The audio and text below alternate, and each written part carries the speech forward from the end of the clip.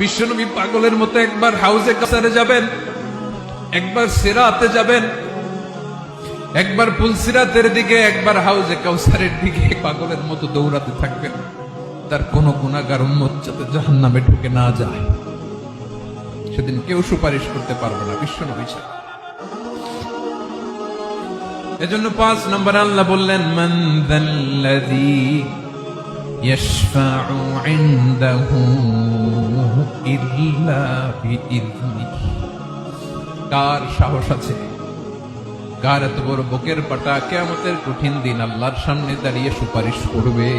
কারো ক্ষমতা, কারো ক্ষমতা নাই। বিশ্বনবী সেদিন সিজদায় পড়ে উম্মতের জন্য কাঁদবেন, সবাই কাঁদবে, নফসি নফসি, আল্লাহ আমারে বাঁচাও, আল্লাহ আমারে বাঁচাও। বিশ্বনবী বলবেন, উম্মতি উম্মতি।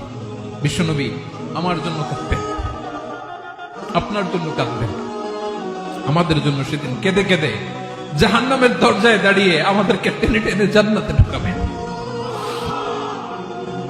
এজন্য এই বিশ্বনবীর ভালোবাসা যেন আমাদের হৃদয়ে ভরপুর থাকে। আমার ভাইয়েরা, প্রতি শুক্রবার বিশ্বনবীর উপরে বেশি বেশি যেন আমরা দুরূদ পড়ি। আমরা যখন বিশ্বনবীর সালাম দেই, দুরূদ পড়ি,